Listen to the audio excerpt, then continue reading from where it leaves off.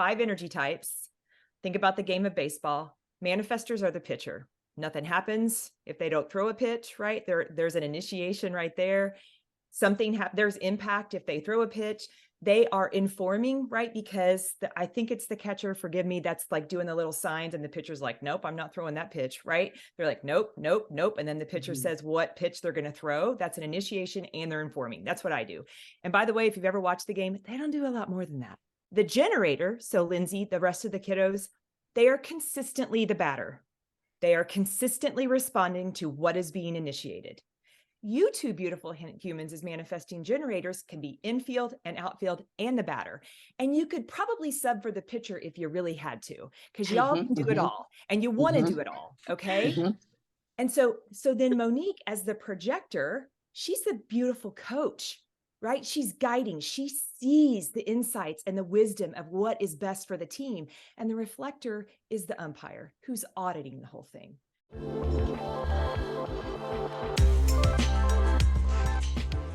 Hello. Welcome everybody, old and new, to your favorite podcast, High Vibe It. One of your favorites, I should correct, because we have another one of our favorite podcasters, two of our favorite podcasters who co-host an awesome show on the pod today, so that we can geek out more about human design and other things that will help you to live your best life. Because our two very special guests today, Amy and Monique, are both human design experts extraordinaires. Let me tell you, when I say Lindsay and I were both on their show, and when they dove into my chart, they saw, they knew, they dissected. Okay. They are very, very knowledgeable, super insightful, super intelligent. And they're also really fun ladies to hang out and be with. And they are just a beautiful blessing to this world. So we're really excited to collaborate in our first 4-way ever podcast episode. We got your co-hosts, Kelsey Aida, Lindsay Robinson, and our guests, Amy and Monique, and they are just the best. So without me rambling on anymore, let's just dive in. Amy and Monique, thanks for being here. How you doing? Oh my goodness. Thank you so much. What a warm welcome. We're so excited to be here.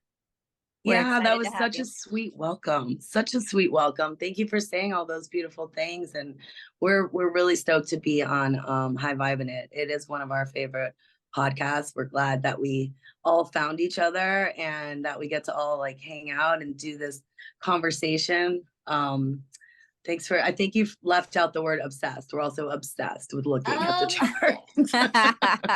And we're all obsessed with each other. And cut the episode. That's the end.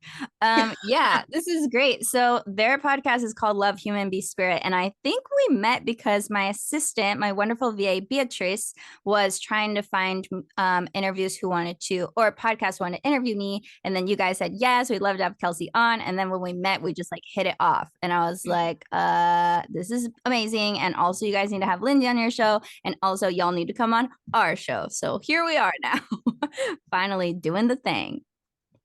Yeah, and it was so aligned. Amy and I both felt like when we met you, Kelsey, and when we got to have you on, your message in the work that you do was just so aligned with so many of the key messages in our in the work that we do individually, but also in our podcast.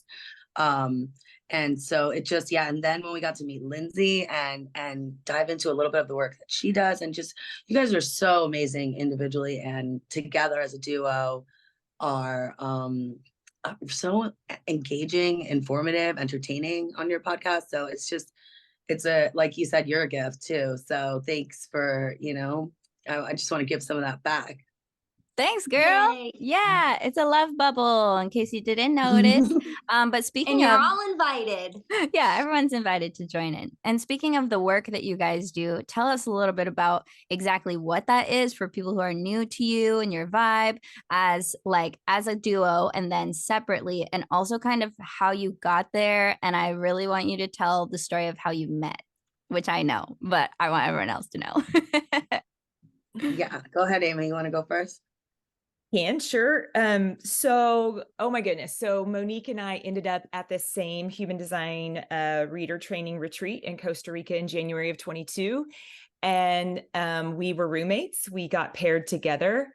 And so I kind of busted in the door. She beat me there. And I was like, so why do you think they roomed us together? Because I'm a manifester and I really, every part of me wanted to have my own room, but way more of me wanted to create a really soul aligned relationship with someone that was as passionate about this as I was. And boy, did I hit the jackpot. I don't think Monique and I ever shut up for the entire 11 days we were there. It was literally a match made in heaven. And by the third day in, we both had been talking about things that we were wanting to do in our lives, and a podcast was one of them. And by the third day, I knew she was the co-host I had been desiring. And then she had already created a bio about our podcast and had a name for it without knowing who her partner was. It was just like so synchronistic. It gives me goosebumps every time I think about it. It's hard to believe that it was already a little over a year ago. And that was, we came out of that at the end of January in 22. And by February, we were recording our first episodes and we put them out into the world by April, right? So there was we didn't miss a beat. And I love the work we do. We have 62 episodes out there in a year of recording, and every single episode is meant to help those that are curious or interested in human design, or just a way to elevate your own understanding and compassion for who you are and how you present in the world and connect with others. We try to do that through the lens of human design with our lived experiences. And we bring on guests and we have our individual episodes, and it has just been the light of my life. I can speak to that so much. I mean, we are so passionate about it. It's so much fun. And then the evolution of it, we decided to start doing duo readings. So people can read from each one of us individually, or we do joint readings together. So you get the benefit of a projector who's meant to really guide and a manifester who's really meant to initiate. You get the duo of both of us to really give you a very comprehensive approach to your beautiful design. And we are loving that. We actually even are doing some one-on-one coaching with people together jointly. And that has been magical, helping them lean more into their design and become authentically who they are. And then individually, like me, myself, I'm a mindset mentor and a human design guide. And so while I also do a bunch of readings and I'm leaning into more adding some gene key readings, I've been doing some pearl sequence readings to help people understand how they attract wealth and abundance in their lives. But I also am a mindset mentor. And so I work with people privately as well, just on how to get out of their own way to get what they want and live their best life. Word. We're here for that. Yeah. Well, that was so well said. See, that's why I told you to go first. So I'll just add on that when Amy and I did meet on our human design reader training, it was such a kismic like connection. And it was like she was saying, I had this stuff like written out, but I didn't know what it was for, or what, and those are good examples of like my splenic intuition kind of doing things for me before I even know why, is what I'm learning. And like, and yeah, it was just so, when Amy came into the room where we were roomed together, it's, she's a manifester, and this is some like strong energy. It's like 8 to 9% of the population when we're talking about human design numbers. And it was like the door swung open. Like it was like energy in the room, and it was intense. And like, for a second, I was like, whoa, like not like almost like scared. Like, am I like half scared? Like, and then, and I saw, and I had been there for a few hours. My flight got there earlier, and I had like my crystals and my books. I brought like half my fucking library because one line needs all her information.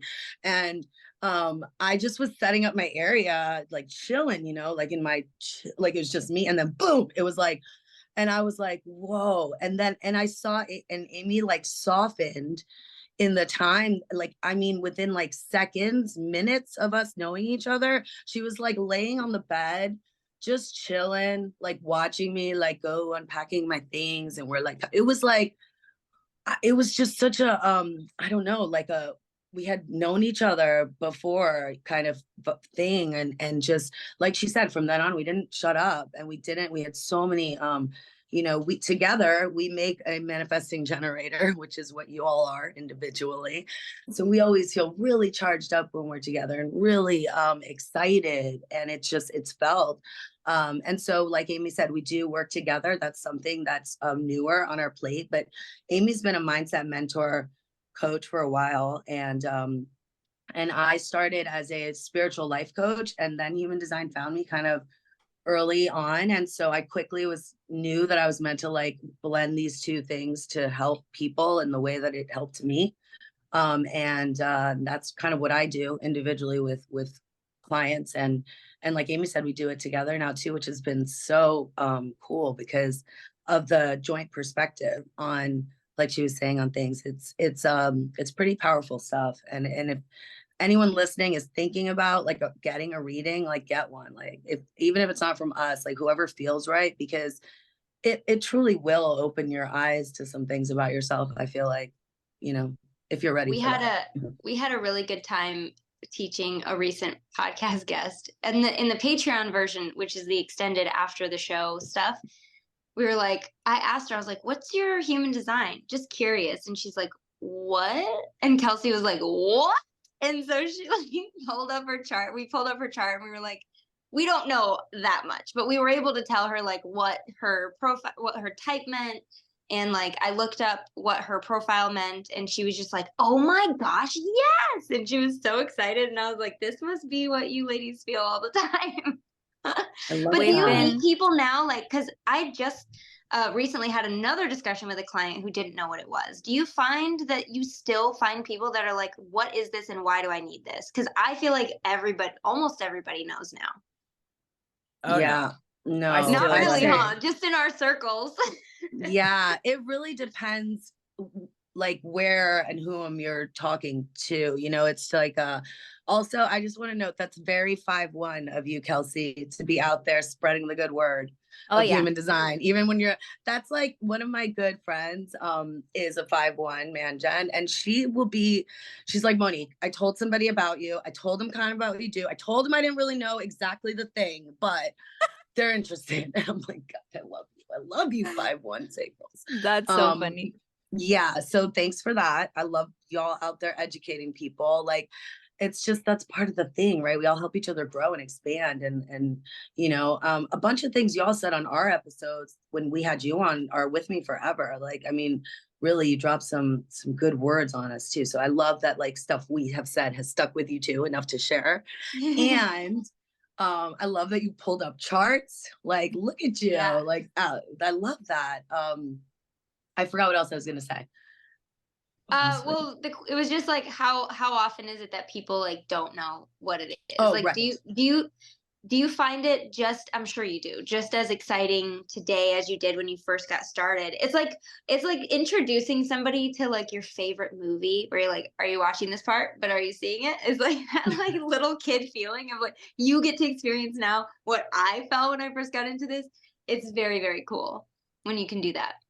That's a cool way to describe it. Yeah, I like that. I like that a lot. And I feel like I still definitely run into so many people. I am very grateful that, you know, kind of the people in my quote unquote tribe community that know that I do this, they do a good job of bringing people to me that don't understand it. And so it's that warm invitation to bring them in. Sometimes people are, you know, like excited about it like we are, but to answer your question, are we just as excited? I can speak from, I feel like I'm even more, because the more that I learn and the more that I experiment and the more that I play, the more that I just want to share. It's just like painful not to bring it up. And it's like interactions with new people. I am profiling. There's no other, it's like, oh, I see that. They must have this and they must, you know. And okay, so you're not like, hey, what's your type? You're just like trying to figure it out. But that's so cool. Yeah. Yes. I do that too, because in my work, I have to know like how somebody takes in like their suggestibility, like what type of input they have. And I'm always like, I pretty much, we could do the test, but I'm pretty sure I know already. Yes.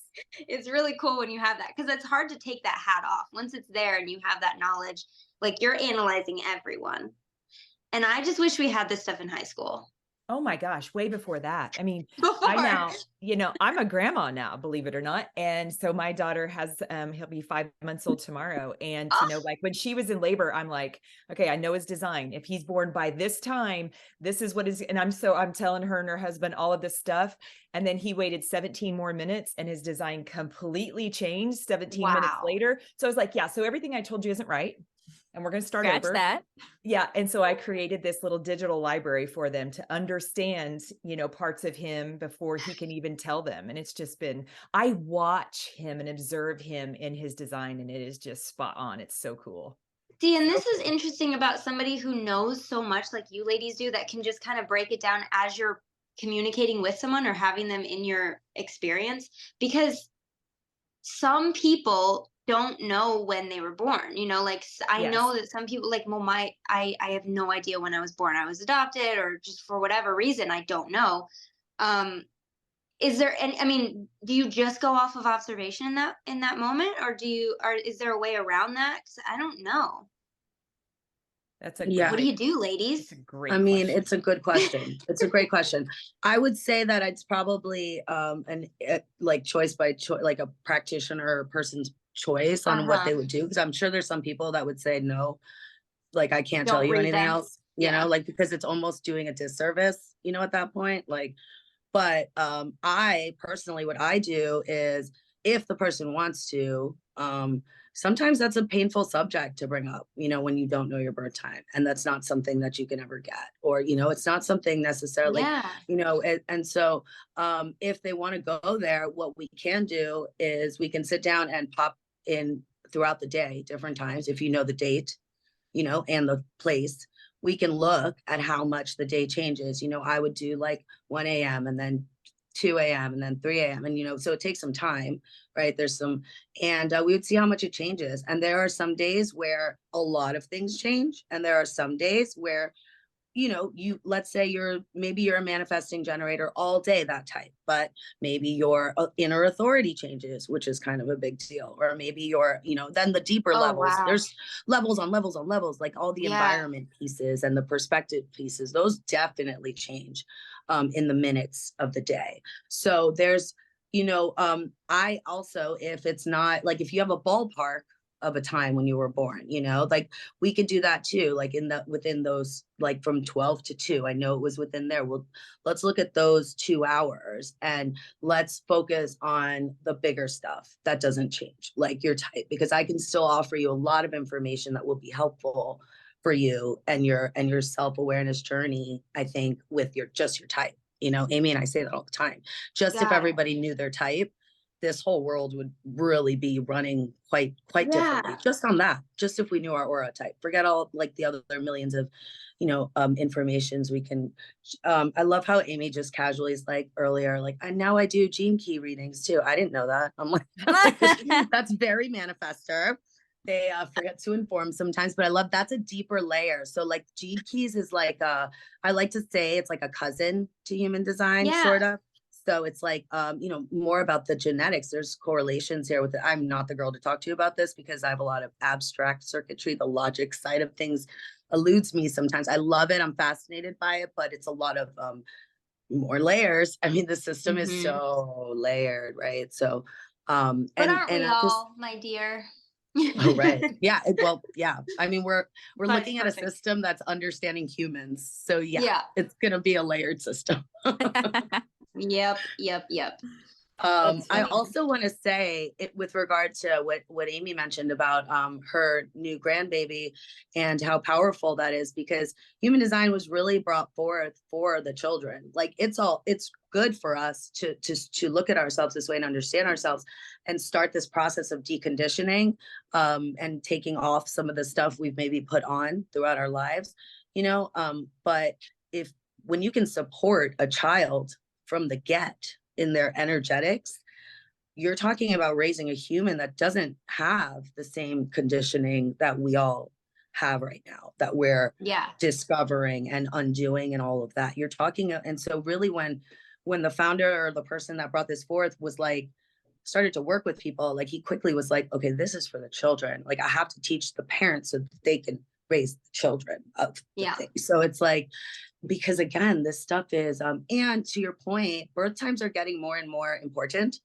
like than they were, when you look at a lot of older generations. And I mean, I don't know, at least here in America, I guess I can't speak for everywhere, but I feel like it's more people that are having babies now are having more awareness of birth time. Yes. Yeah, I'm actually quite shocked that so many people my age and even like 10 years younger, 10 years older even know, because it was, I mean, yeah, the 70s were like the age of Aquarius astrology, all that stuff, but it really isn't something that you're like, make sure you get the birth time. Like it wasn't, it wasn't as prevalent. I know all my, like it's just in there. It's in my brain. I'm never going to forget it. Because not only is it important to me, but now I know how important it can be to them to learn more about themselves too. And that's something that I don't think a lot of the previous generation and the one before even had.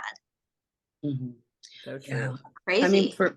for me, it was, I have an 8-year-old. She was, I guess, 5 when I started learning about design things. And one of the first ways I started learning was by pulling people around me's charts, right? I pulled my mom's chart. I pulled my kid's chart. I looked at it with regard to my chart. It's cool Hmm. to see, even if you don't understand what you're looking at.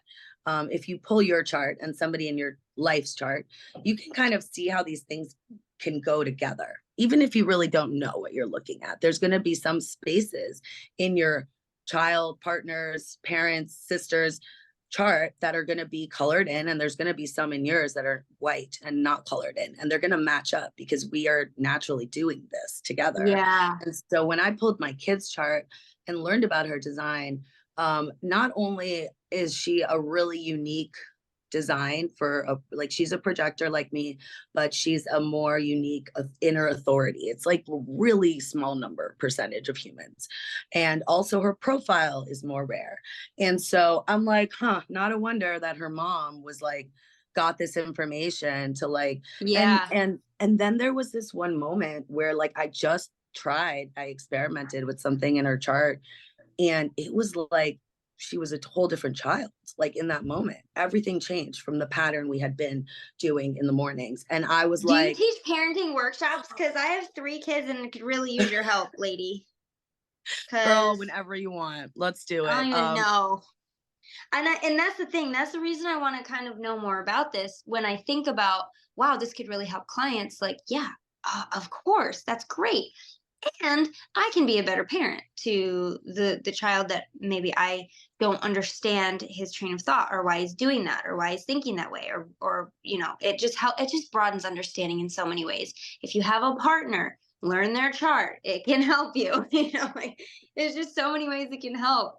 We literally have an episode where we talk about how the impact of learning design, and you're just speaking to it. It helps us understand, have compassion, communicate, accept all these beautiful words versus resist, force, push, judge, all the things that many Yeah. people do regularly.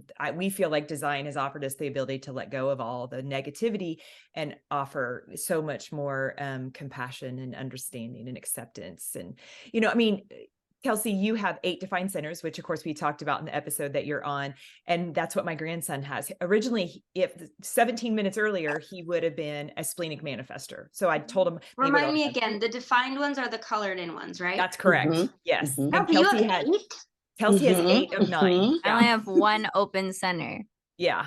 Yeah. And that one packs a punch. So we talked about that too. And so he has the same thing. He has 8 defined centers.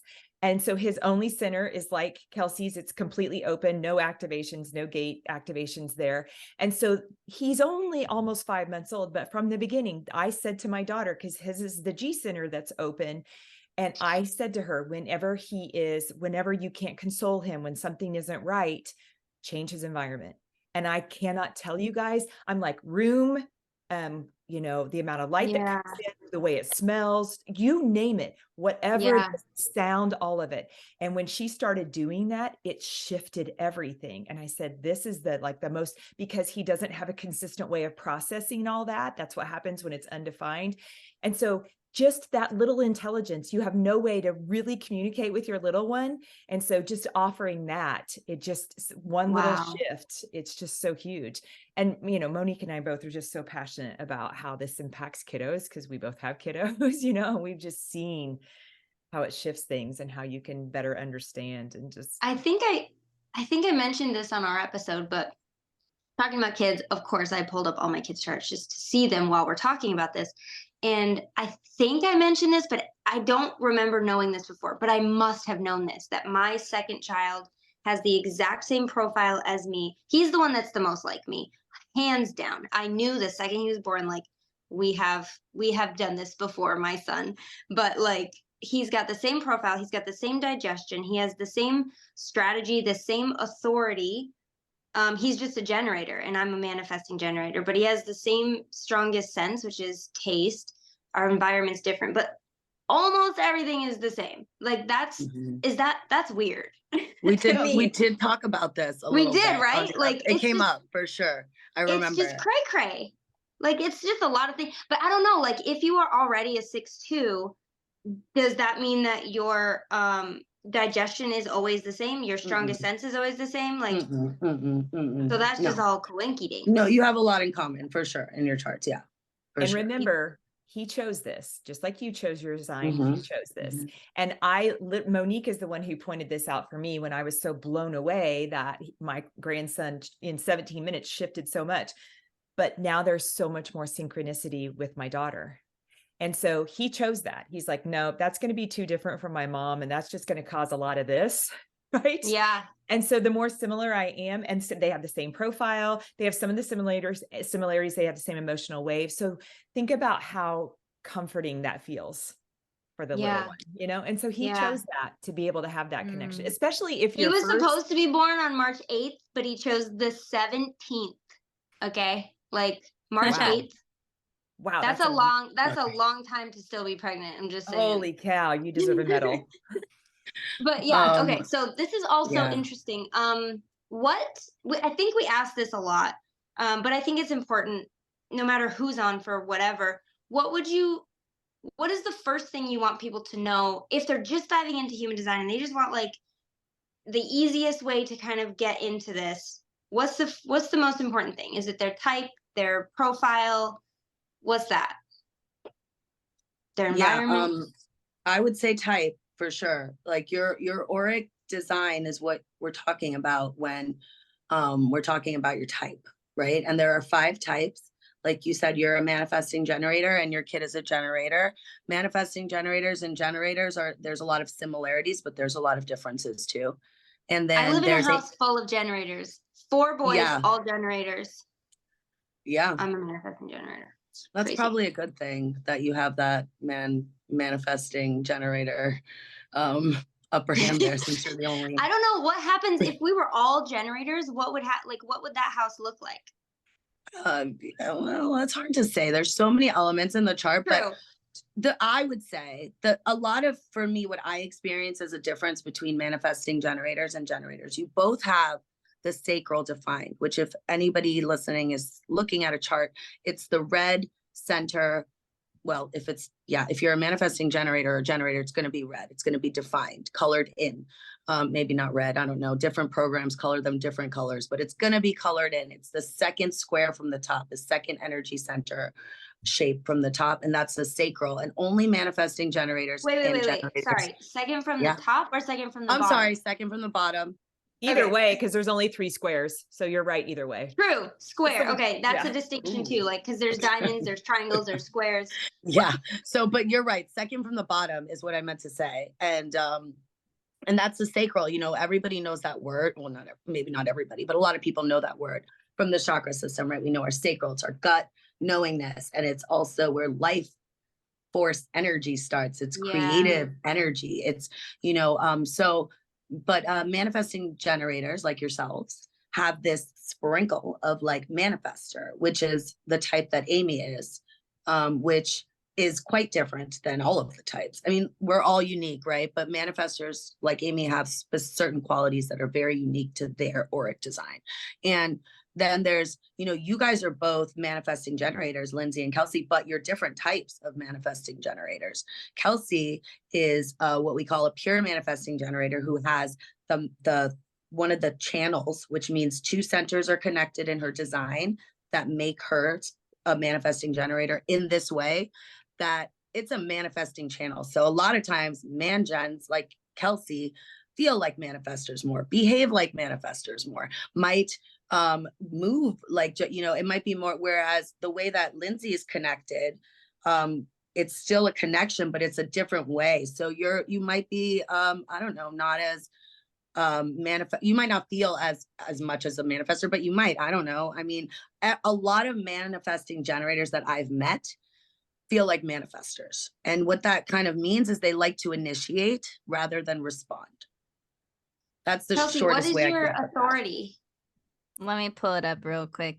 Hers is emotional. Kelsey's an emotional authority. Yeah, she has. And I love and- how they know more about my chart ever since they saw my know. chart one time than I know about my chart from looking at it a bunch of times. I'm like really weird memory with this stuff. Like I'll know your charts forever. I mean, I love when we probably. like message on Instagram and you're like, oh yeah, because that's this thing in your chart. And I'm like, I didn't even remember that thing was in my chart. So that's great. So Kelsey, you have emotional solar plexus. I have sacral. Correct. Mm. And So- you're saying and- that the sacral is not the pure manifesting generator. No, It- that's it's- not what I'm saying. Oh, sorry. But because she's the emotional solar plexus, she is the pure manifesting. Unrelated topics. The emotional Unrelated. piece and that are unrelated for the sake of what I Okay. was saying. I'm sorry. It's a complex Got it. system. I might have It's said it so confusing. complex. But going back to the difference between generators and manifesting generators, what I feel differently in them, because I'm a projector and Amy is a manifester. What we have in common is that we do not have a defined sacral. That square that I was talking about, to the second one from the bottom, a manifestor will never have that colored in, and a projector will never have that colored in, and a reflector will never have that colored in. We are the non-sacral types. You are the sacral types. That's a big component of this whole game. Got Just it. that we live in a very manifesting generator world. You guys are the dominant types, and that's on purpose. You're the creators, right? You're the life force energy. But manifesting generators tend to move a little faster. They tend to skip steps more. Generators tend to kind of stay a little bit more consistent, beating like type of thing. Maybe you guys pivot a little bit more than they do, but they pivot too. My biggest energetic felt difference, like in my body, when I'm around a manifesting generator like you guys, I'm like excited all of a sudden. I'm like, anything can happen right now. Are we going to a party? What are we doing? I'm excited. I feel excited. Like something's about to pop off. And then when I'm around a generator, it's similar, but it feels more to me energetically again, like I'm getting hugged. Like I'm gonna be okay. We're gonna cuddle and Yeah. like watch a movie maybe, and it's gonna be so good. Like it's Interesting, just gonna be because- grounding, right? Wait, you're a projector, right? Mhm. Now, is it the projector or the reflector that mirrors the energy that they're getting? Or am I wrong on that, both of them?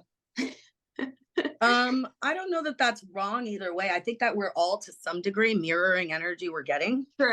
in our open centers, because we're taking in where we're not colored in, where we're white, undefined, and we're putting out where we're colored in.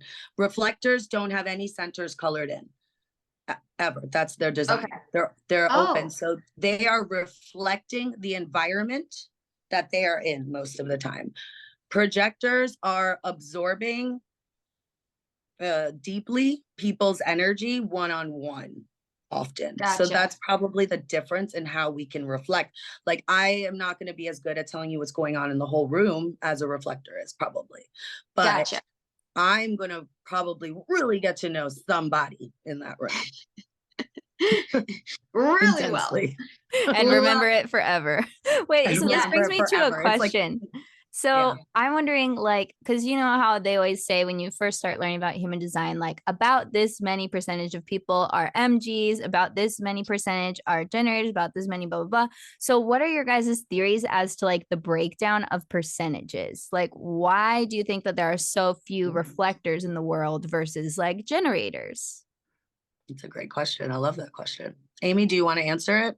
Well, I mean, I Or- think you touched on it a little bit, Monique, and so we can just extrapolate from there. I mean, we have to have you generators and manifesting generators. You're 70% of the population, which is offering that life force energy that empowers things to be done, created, built, momentum to keep going.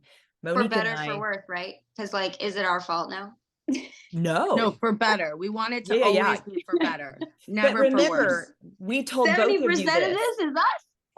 70% is the the two types together that have the About defined 35, 36% manifesting generators, about 35, 36 generators. Yeah. Okay. Together, okay. the majority. Yeah. And remember, we told each of you independently on the episodes, it's really, really important. And Monique loves to share this, and I love how she says it, but to be super aligned with how you're using that potent energy. Because we have seen too many misaligned, because oftentimes you guys do things because you can. And what we have tried to say is just because you can doesn't mean, and I hate this word, but that you should, Don't do that. right? Don't do that. Right. It's really, does this light me up? Does this excite me? And how do I feel about this? Do I want this? That's really what you get to be asking yourself, and your body is responding to you, telling if it's for you. You also So know Jurassic Park was made by manifestors and manifesting, or generators and manifesting generators, because they Probably. just did it. Yeah. They just Probably did it. or a projector came up with the concept and told a manifestor, and a manifestor initiated the whole thing, and then the man gens and the gens built the thing. That's right. probably more like how it went down. Right. But I love that. I just want to add on to what Amy is saying. So that is the big difference with the sacral non-sacral thing. Like she said, there's a reason you have the energetic capacity to do and commit and create and produce energy. You have it in you. You're here to do that. So if you're handing that out there all willy-nilly, saying yes to every damn thing and every it's like you're gonna do that if you're not super aware and discerning. You're built to do that. And in this world, it's set up to really use that. And we don't want that for you sacrals anymore, because the truth is that while Amy and I have for sure committed and overcommitted and said yes to too many things, don't think we haven't. There is a difference in the energetic capacity of what we can do and what you can do. You can maybe keep going longer than you ever fucking should. And then that sacral burnout is very real. Like, our bodies will probably crap out on us first before we'll try.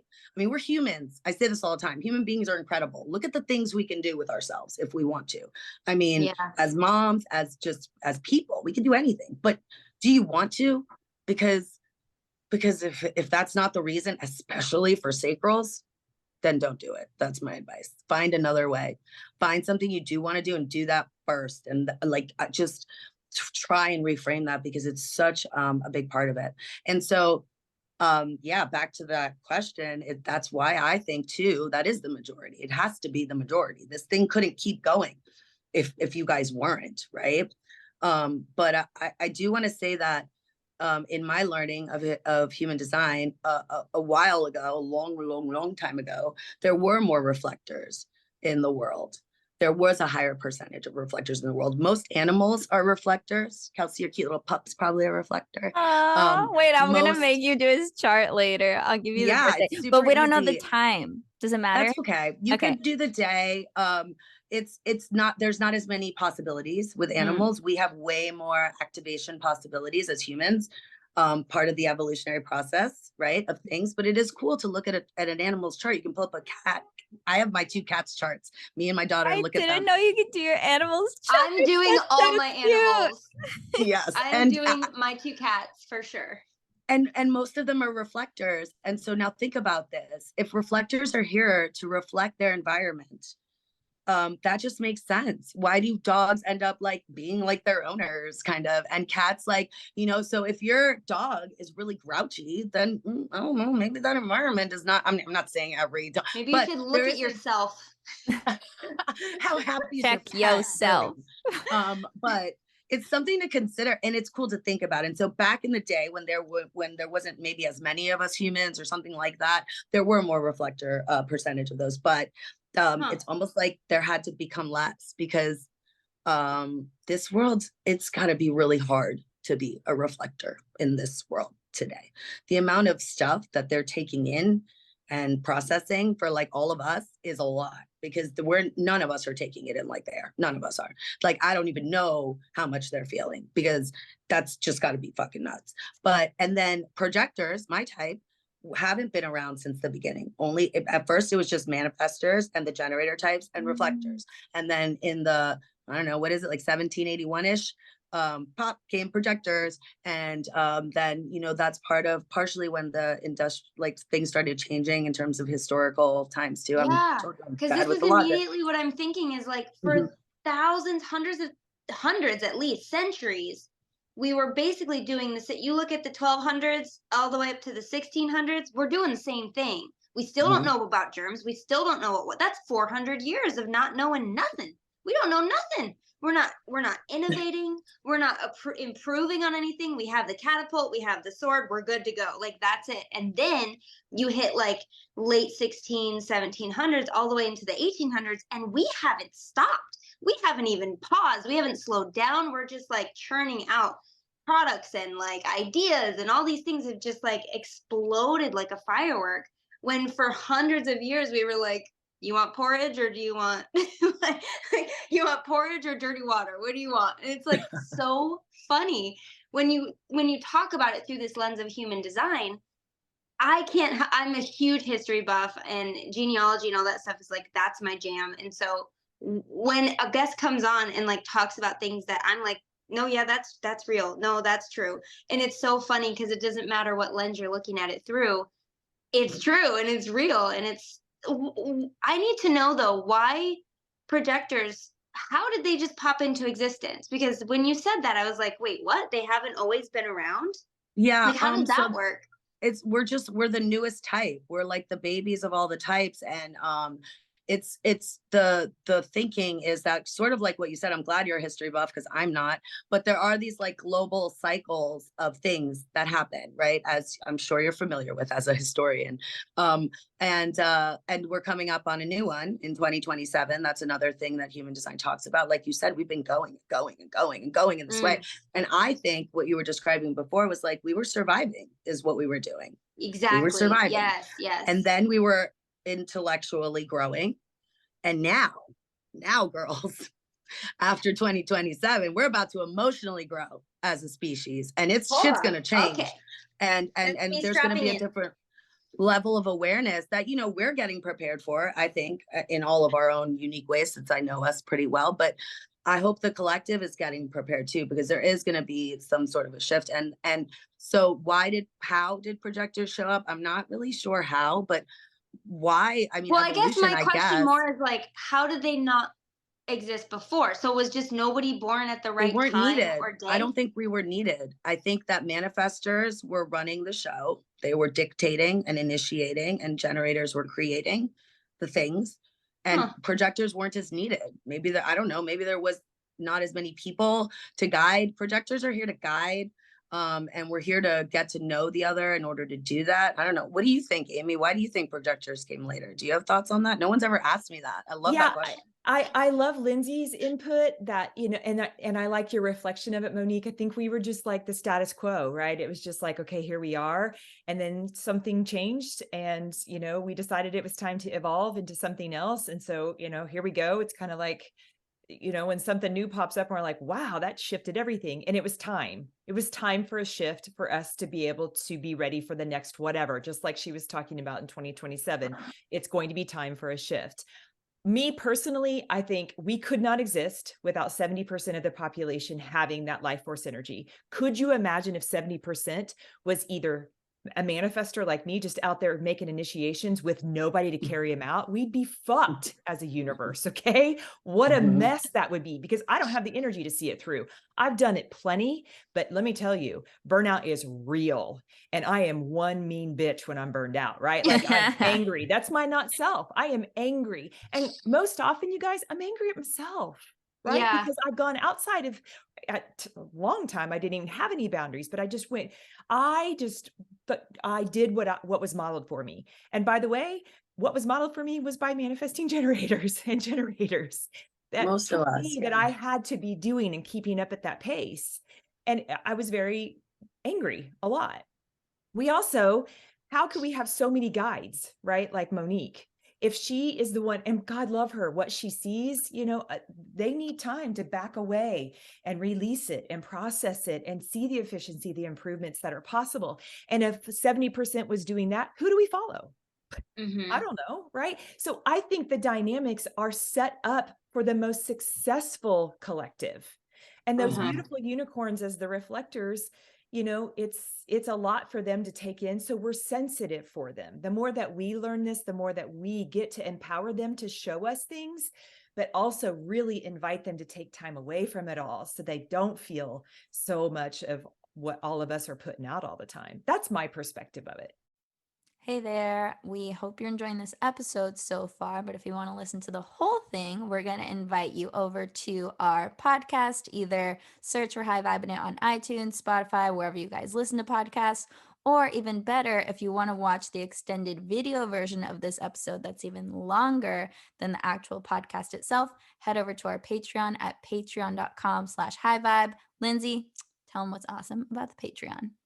Patreon is where we have all of our extended episodes. As Kelsey said, we have it on video, so you can actually see the things that we're talking about. Sometimes we have visual aids, and it's nice to know what we're talking about. We also have hangouts that we do sometimes that are exclusive to Patreon people. And you can get started with all of this and bonus content and everything that we have only for the Patreon people for as little as $3. I think it's $3.33 a month. And that's it. And you guys can get all the benefits and all access to everything that we put in there. Really Yeah. cool. It's really cool, really fun, super easy to join. And you guys don't even have to do that to finish this episode. If you're like, screw it, I don't want to pay any money, I just want to hear the rest of this episode, go to our podcast, High Vibing It, search for it wherever you listen. It's totally free. Either way, enjoy the rest of the show wherever you choose to enjoy it. And we will see you guys next week because we do a new one every week. Adios. Bye.